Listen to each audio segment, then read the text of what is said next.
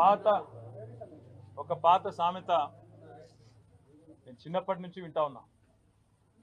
పచ్చ కామెర్ల వాళ్ళకి లోకమంతా పచ్చ కనబడుతుందట. అట్లాగే అవినీతి పరులకి, అడ్డమైన పనులు చేసే అలవాటు ఉన్న వాళ్ళకి, 50 లక్షల రూపాయలతో దొరికిన దొంగలకి, పొలిటికల్ బ్రోకర్లకి ప్రతి పనిలోనూ అవినీతి, ప్రతి కార్యక్రమంలో కూడా ఎంతో కొంత చేతులు మారింటదనే ఒక మూర్ఖపు, తెలివి తక్కువ ఆలోచన వాళ్ళకు ఉంటుంది. ఇక స్వతహాగానే అది అంటారు కదా, పుర్రెలో పుట్టింది కదా ఎక్కడ పోదు అంటారు కదా, అట్లనే ఇక వారికి పుట్టుకతో వచ్చిన బుద్ధి అది. మనం చేయగలిగింది ఏమీ లేదు. కాకపోతే ఇవాళ తెలంగాణలో జరుగుతున్నది ఏంటి? పొద్దున్న నుంచి కాంగ్రెస్ నాయకుల హడావుడి, ఏదో జరిగిపోయింది. ఏం జరిగింది అసలు? ఒక భారత పౌరుడిగా, రాజ్యాంగాన్ని గౌరవించే పౌరుడిగా, చట్టాన్ని గౌరవించే పౌరుడిగా నా మీద పెట్టిన కేసు అక్రమ కేసు, పొలిటికలీ మోటివేటెడ్ కేసు, అందులో ఏమీ లేని లొట్టపీస్ case.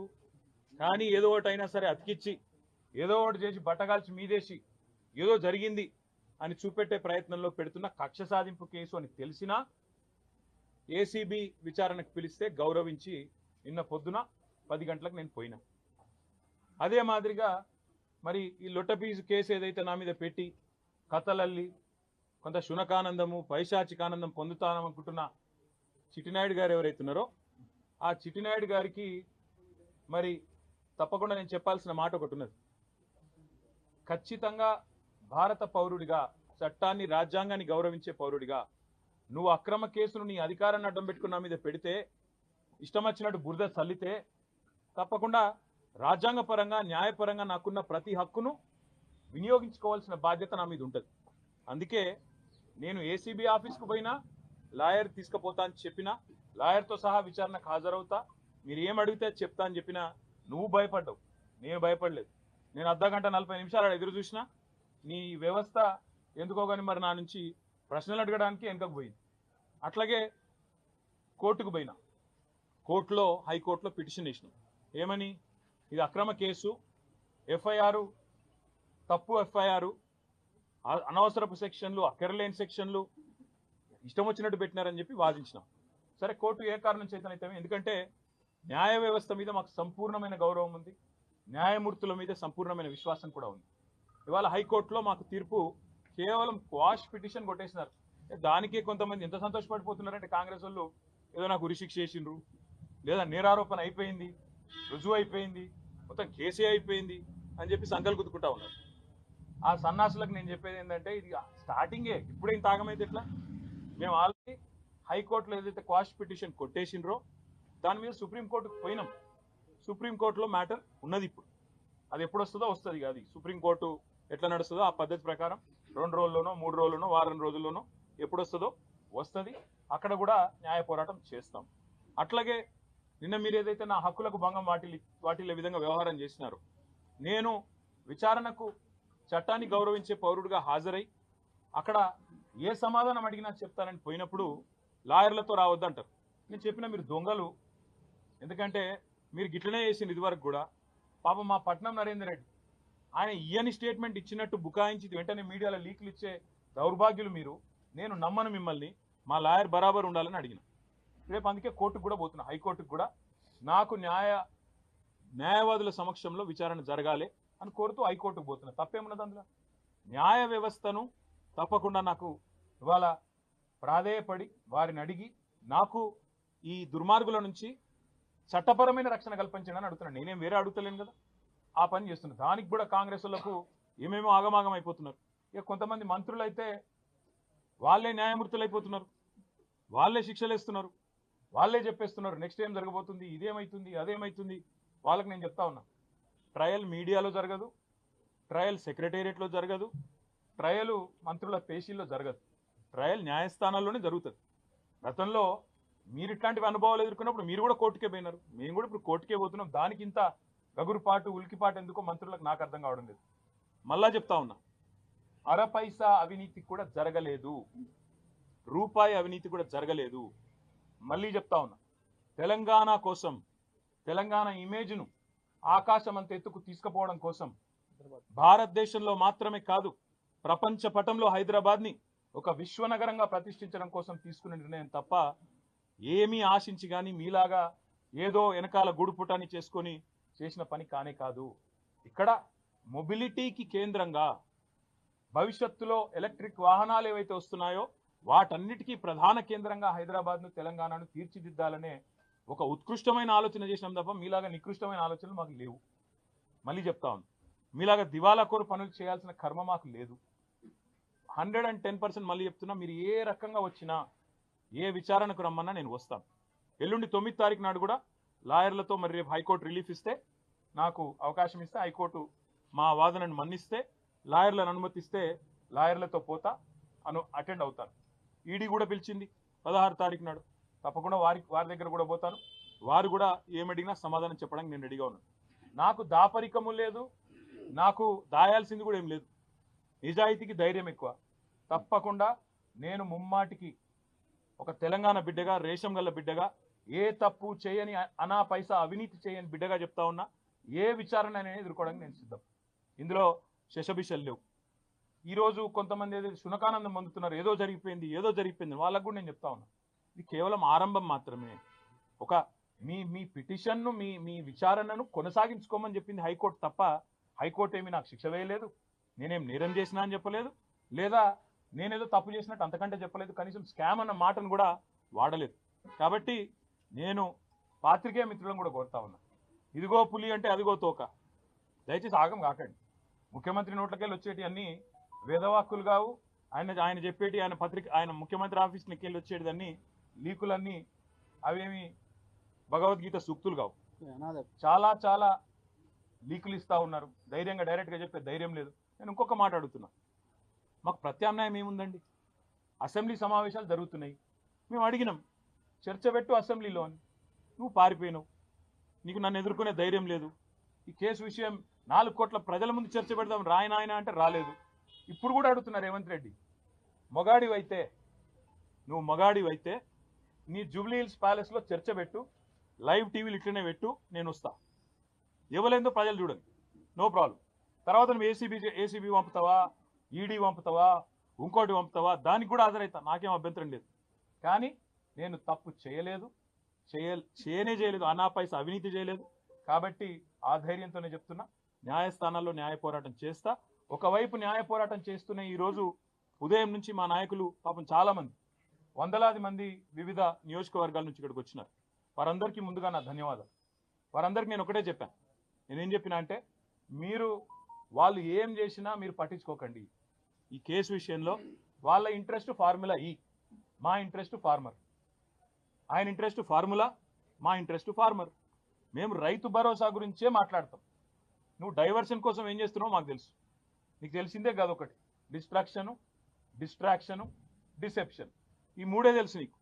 Distraction, deception, విధ్వంసము, attention diversion, మోసం.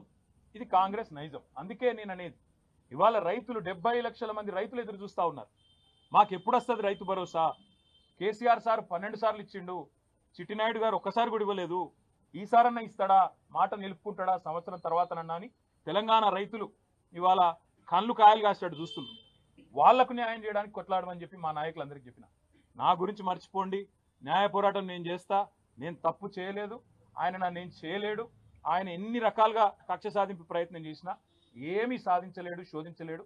మీరు దయచేసి రైతుల సబ్జెక్టు మాత్రమే మాట్లాడండి అని ఉదయం నుంచి నన్ను కలిసిన ప్రతి నాయకుడికి నేను చెప్తా వచ్చింది. పార్టీ నిర్మాణం మీద దృష్టి పెట్టండి, 6 గ్యారంటీల అమలులో ప్రభుత్వం ఫెయిల్ అయిన విధానం మీద దృష్టి పెట్టండి. ఖచ్చితంగా ఈ అటెన్షన్ డైవర్షన్ గేమ్ ఏదైతే కాంగ్రెస్ ప్రభుత్వం ఆడుతుందో, కాంగ్రెస్ పార్టీని, చిట్టినాయుడిని పూర్తి స్థాయిలో వాళ్ళ బండారాన్ని బయటపెట్టి మరి బజార్లలో ప్రజల ముందు ఎండగట్టండి. ఆడబిడ్డలకు ఇస్తానన్న 2500, అదేవిధంగా పెద్ద మనుషులకు ఇస్తానన్న 4000 పెన్షన్లు ఎప్పటి నుంచి ఇస్తామని చెప్పి నిలదీద్దాం. ఆ దిశగా కార్యాచరణ చేద్దాం తప్ప ఏ రకంగా కూడా పొరపాటున కూడా ఈ కేసు విషయంలో మీడియా హడావుడికో, చిట్టినాయుడు గారి లీకులకో ఆగం కాకండి. ఈ మీడియా వాళ్ళు మీ బాధ నేను అర్థం చేసుకోగలుగుతా. 24 గంటల న్యూస్ ఛానళ్ళు మీరు నడపాలి, అది గిర్రగిర్ర తిరగాలి, ప్రతి నిమిషం కొత్తదనం కావాలి. ఇక అవన్నీ తప్పదు, మీ బాధ నేను అర్థం చేసుకోగలుగుతా, మీ తప్పు కాదు. కాకపోతే నేను మీతో ప్రార్థించేది కూడా దయచేసి ఈ కేసు విషయంలో చూపెట్టే ఇంట్రెస్ట్ ఆ రైతుల బాధ గురించి చూపెట్టారు. ఈ కేసు విషయంలో చూపెట్టే ఇంట్రెస్ట్ ప్రజల బాధలు, హైడ్రా బాధితులు, మూసీ బాధితులు, వాళ్ళే కూడా చూపెట్టండి. దయచేసి వాళ్ళ బాధలు కూడా చెప్పండి. 6 గ్యారంటీలు ఫెయిల్ అయ్యి సంవత్సరం తర్వాత అటెన్షన్ డైవర్షన్ కోసం పడుతున్న పాటల గురించి కూడా అప్పుడప్పుడు వాళ్ళు చేస్తున్న ఫీట్ల గురించి కూడా చెప్పండి. ఆత్మహత్యలు చేసుకుంటున్న ఆటో డ్రైవర్లు, చనిపోతున్న నేతన్నలు, వాళ్ళ గురించి కూడా చెప్పండి. గురుకుల పాఠశాలల అధ్వాన పరిస్థితుల గురించి కూడా దృష్టి సారించండి అని చెప్పి కూడా కోరుతూ, న్యాయపరంగా చట్టపరంగా భారత పౌరుడిగా రాజ్యాంగం నాకు ఇచ్చిన హక్కును, రాజ్యాంగం అంటే అంబేద్కర్ గారు రాసిన రాజ్యాంగం, అనుల వారి రాజ్యాంగం కాదు, అంబేద్కర్ గారు రాసిన రాజ్యాంగం ఇచ్చిన హక్కు నేను తప్పకుండా విధిగా వాడుకుంటా. ఎన్ని న్యాయస్థానాలకు పోవాలో పోతా, దానికి మంత్రులకేం కడుపు నొప్పి నాకైతే అర్థమైతలేదు. తప్పకుండా నాకు విశ్వాసం భారత న్యాయ వ్యవస్థ మీద ఉన్నది. 100కు 100% అల్టిమేట్గా ధర్మం గెలుస్తుంది, న్యాయం గెలుస్తుంది, నిజం నిలకడ మీద తెలుస్తుంది. మనం నిజం కడప దాటి బయటకు వచ్చే లోపల అబద్ధం ఊరంతా తిరుగుతుందని చెప్తారు. పొద్దు నుంచి చాలా మంది కాంగ్రెస్ వాళ్ళు అబద్ధాలు తిరుగుతున్నాయి. దయచేసి మీరు నిజం చెప్పడం, మీరు కూడా నిజం చూపెట్టడం స్టార్ట్ చేయాలని చెప్పి కూడా కోరుతూ, మీ అందరికి కూడా పొద్దు నుంచి చాలా ఓపికగా ఇక్కడ ఉన్నందుకు మీ అందరికి కూడా ధన్యవాదాలు.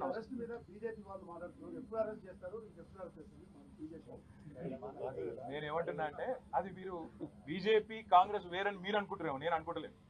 ఇక్కడ బీజేపీయే రక్షణ కవచం లాగా కాంగ్రెస్ కు పనిచేస్తున్నది. బీజేపీ కాంగ్రెస్ ఏ టీము బి టీము, ఎవరు బి టీము మాకు తెలియదు. కానీ ఇవాళ మొత్తం ఇట్లా అలుముకొని ఒకరినొకరు మంచిగా పెనవేసుకున్న బంధంతో కలిసి పనిచేస్తున్నారు. ఆయన కేసు పెడతాడు, ఇక్కడికి వెళ్ళి కాకిరి బీకిరిలో వీళ్ళు స్టార్ట్ చేస్తారు. ఇవన్నీ మాకు కొత్త కాదు, ఇవన్నీ గతంలో కూడా చూసినాం, భవిష్యత్తులో కూడా చూస్తాం. ఇద్దరిని గతంలో చిత్తు చేసి 2 సార్లు అధికారంలోకి వచ్చినాం. భవిష్యత్తులో కూడా ప్రజల ఆశీర్వాదంతో, ప్రజల దయతో కేసులు ఎదుర్కొంటాం న్యాయ వ్యవస్థ ద్వారా. ప్రజాక్షేత్రంలో ఈ 2 పార్టీలను కూడా ఎదుర్కొంటాం. Thank you.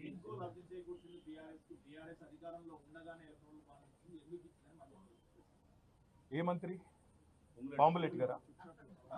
బాంబులేటి గారు వారికి ఒకటి చెప్తా ఉన్నా నేను.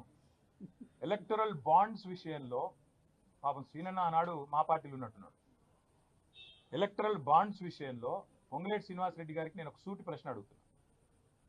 మొన్న మీరు మెగా కృష్ణారెడ్డి ఇద్దరు కలిసి కొడంగల్ లిఫ్ట్ ఇరిగేషన్ ప్రాజెక్టు 4600 కోట్ల ప్రాజెక్టు కేకు కోసుకున్నట్టు ఇద్దరు చెరో ప్యాకేజ్ పంచుకున్నారు. మరి మెగా ఇంజనీరింగ్ అనే సంస్థ కాంగ్రెస్ పార్టీకి 22లో 23లో 100 కోట్ల రూపాయలు ఇచ్చింది ఎలక్ట్రల్ బాండ్స్ రూపంలో. మరి ఇవాళ నేను అంటే ఇది క్విడ్ ప్రో కో. మెగా డబ్బులు ఇచ్చింది, అందుకే రేవంత్ రెడ్డి కొడంగల్ లిఫ్ట్ ఇరిగేషన్ ఇచ్చిండు, మీరు కూడా డబ్బులు ఇచ్చిండు, కాబట్టి రాఘవ ఇంజనీరింగ్ కూడా ఆయన పని ఇచ్చిండు అంటే మీకు సమ్మతమేనా? నంబర్ 1. నంబర్ 2, గ్రీన్కో అనే సంస్థ ద్వారా ఎలక్టరల్ బాండ్స్ అందుకోని పార్టీ, రాజకీయ పార్టీ తెలంగాణలో ఏదైనా ఉందా? ఒక బీఆర్ఎస్కి ఇచ్చిండ్రా? కాంగ్రెస్కి ఇయలే, బీజేపీకి ఇయలే, టీడీపీకి ఇయలే, వైసీపీకి ఇయలే, మరి అందరికి ఇచ్చిండ్రు కదా, మా మీద ఏడుపెందుకు? ఇంకోటి నేను అడిగేది, క్విడ్ ప్రోకో అంటే ఏంటంటే అసలు ఆ మాటకు అర్థం తెలుసు ఆయనకు? క్విడ్ ప్రోకో అంటే నీకింత నాకింత. సరే ఆయన నాకు ఇచ్చిండు అనుకుందాం, నేనేమో ఆయనకి ఇచ్చిన, చెప్తాడా? రుజువు చేస్తావా? ఆయనకి ఏమొచ్చింది ఇలా?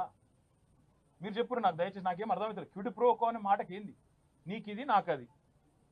సరే ఆయన నాకు ఇచ్చిండు, నేను ఆయనకి ఏమి ఇచ్చిన భయ్ చూపెట్టు, దానికి అర్థం ఉంది. ఇలా పేపర్లు తాటికి ఆయన అక్షరాలతో రాసింది క్విడ్ ప్రోకో అని. రాసేటప్పుడు 1-2 సార్లు చూసుకోవాలి కదా ఏం రాస్తున్నాం, అది ఇంగ్లీష్ మాటనా లాటిన్ మాటనా, అంటే దాని తాత్పర్యం ఏంది, దాని అర్థమైంది, 1-2 సార్లు చూసుకోవాలి దయచేసి. ఇప్పుడు మంత్రి చెప్పిండు, ముఖ్యమంత్రి లీక్ ఇచ్చిండు, లీక్ వీరుడు చెప్పంగానే మేము రాసేస్తాం. ఇట్లయితే ఇట్లా అడ్వర్టైజ్మెంట్ల కోసం ఇట్లనా? దయచేసి నేను కోరేది మీడియాను కూడా, మీరు 1-2 సార్లు ఫ్యాక్ట్ చెక్ చేయండి బాధ్యతగా. ఎందుకంటే యువర్ 4th ఎస్టేట్, డెమోక్రసీలో 4వ స్తంభం మీరు. ఒక స్తంభం అబద్ధాలు ఆడుతుంటే, దాగుడు మూతలు ఆడుతుంటే, సగం సగం ఇన్ఫర్మేషన్ ఇచ్చి అర్ధసత్యాలు ప్రచారం చేసే ప్రయత్నం చేస్తుంటే దాన్ని ఫ్యాక్ట్ చెక్ చేయకపోతే తప్పు కదా. ఎక్కడ క్విడ్ ప్రోకో? నేను ఈరాలని సూటిగా అడుగుతున్నా. మెగా ఇంజనీరింగ్ అనే సంస్థ మాకు కూడా ఇచ్చిందండి, అది కూడా చెప్తున్నాను. మళ్ళీ ఇంకేదో దివాలా కోర్ స్టోరీ స్టార్ట్ చేస్తారు. లేకపోతే అందరికి ఇచ్చిండు ఆయన, కాంగ్రెస్కి ఇచ్చిండు, బీజేపీకి ఇచ్చిండు, టీఆర్ఎస్కి ఇచ్చిండు, అందరికి ఇచ్చిండు. మరి మెగా ఇంజనీరింగ్ ఆ రోజు పైసలు ఇచ్చింది కాంగ్రెస్కు, తర్వాత రేవంత్ రెడ్డి కొడంగల్ లిఫ్ట్ ఇరిగేషన్ ఇచ్చిండు, మరి అది క్విడ్ ప్రోకోనా? రేపు నాకున్న సమాచారం మేరకు మల్లన్న సాగర్ నుంచి 4000 కోట్ల ప్రాజెక్టు మెగా ఇంజనీరింగ్కే రాబోతుందని నాకున్న సమాచారం. హెచ్ఎండబ్ల్యూఎస్లో, అది కూడా క్విట్ ప్రోకోనా? హైదరాబాద్కు తాగునీటి ఏదో చెప్తున్నారు కదా, మూసీ అని ఉన్నది, మూసీ ప్రాజెక్ట్ అని మాట్లాడుతున్నారు, అది కూడా ఆల్రెడీ మెగాకు మాట్లాడినట్టు, ఇదంతా కూడా క్విట్ ప్రోకోనా? నేను ఇంకొక మాట అడుగుతున్నా, మెగా ఇంజనీరింగ్ బ్యాన్ చేయాలని చెప్పి సుంకిశాలలో కూలిపోయిన తర్వాత, రిటైనింగ్ వాల్ కూలిపోయిన తర్వాత హెచ్ఎండబ్ల్యూఎస్ రిపోర్ట్ ఇచ్చింది బ్లాక్ లిస్ట్ చేయమని. మరి ఎందుకు చేస్తలేవు? క్విడ్ ప్రోకోనా? ఆయన ఇచ్చిన ఎలక్ట్రల్ బాండ్స్కు ప్రతిఫలం నిలుచుకుంటున్నావా? చెప్తావా సమాధానం దీనికి? అందుకే నేను అంటున్నా, మాట్లాడేటప్పుడు ఒళ్ళు దగ్గర పెట్టుకొని మాట్లాడాలి. ఒక కాంట్రాక్టర్ మంత్రి, ఒక బ్రోకర్ ముఖ్యమంత్రి, ఇట్లే వస్తాయి మాటలు. ఏం చేయాలి మరి? వాళ్ళకి తెలిసిన రాజకీయం గిది. ఇగో నేను చెప్తున్నా కదా, ఇగో పాపం ఆయనకు ఏదో కొత్తగా మంత్రి పదవి వచ్చింది, ఆగబట్టుకోలేకపోతున్నాడు. అన్ని బయటకు వస్తాయి బ్రదర్. యోలోల దగ్గర రియల్ ఎస్టేట్ ప్రాజెక్టులు గుంజుకుంటుండు, ఏ భూములు 30-40% రాయించుకుంటుండు. టైం వస్తుంది, ప్రతిదానికి టైం వస్తుంది. ఎగిరితపడదు. ఎగిరితామంటే ఆయనకు అర్థమవుతుందో లేదో చెప్పురు. ఇగో బ్రదర్, ఇగో 1 year నుంచి ఈ టైం పాస్ నడుస్తుంది. మళ్ళీ చెప్తున్నాను, 1 year నుంచి ఇదే టైం పాస్. మీకు మంచిగా నడుస్తుంది కాలక్షేపం ఈ సన్నాసులతో. ఎందుకంటే కొద్దిసేపు ట్యాపింగు, కొద్దిసేపు కాళేశ్వరము, కొద్దిసేపు జన్వాడ, అదేందో వాడేదో బ్రహ్మ పదార్థం ఉంది, ఇంకొన్ని రోజులు డ్రగ్స్, ఇంకొన్ని రోజులు ఇంకోటి హైడ్రా. ఈ డ్రామాలు తప్ప రైతులు ఎక్కడ వాయే, రైతు భరోసా ఎక్కడ వాయే, నువ్వు ఇచ్చిన 420 హామీలు ఎడవాయే, 6 గ్యారెంటీలు ఎడవాయే, తులం బంగారం ఎడవాయే, స్కూటీ ఎడవాయే? ఒక్కరని అడుగుతురా బ్రదర్ మీరు? ఎంతసేపు ట్యాపింగు, కాళేశ్వరము, ఇది అది పెట్టు. మాకు ఇంకోటి కూడా తెలుసు బ్రదర్, ఇది ఆరంభం మాత్రమే. మా మీద కూడా కేసులకు ఇంకా 4 ఏళ్ళ చాలు ఉంటాయి. మాకు కూడా తెలుసు అది. ఇంకా 4 ఏళ్ళ చాలు ఉంటాయి. అన్ని ఎదుర్కొంటాం. అన్నిటికీ ఇవాళ రక్షణ కవచంలాగా ఈ దేశంలో న్యాయ వ్యవస్థ ఉంది. ఇలాంటి దుర్మార్గుల పన్నాగాలను అడ్డుకోవడానికి నాకు భారత రాజ్యాంగం ఒక పౌరుడిగా అంబేద్కర్ గారు అందించిన హక్కు న్యాయ వ్యవస్థ. తప్పకుండా న్యాయ వ్యవస్థ మీద మాకు గౌరవం ఉంది, సంపూర్ణమైన విశ్వాసం ఉంది. అక్కడే న్యాయ పోరాటం చేస్తాం. ఇంకా చాలా ఉంది మాట్లాడేది, కానీ ఇవాళ వద్దు.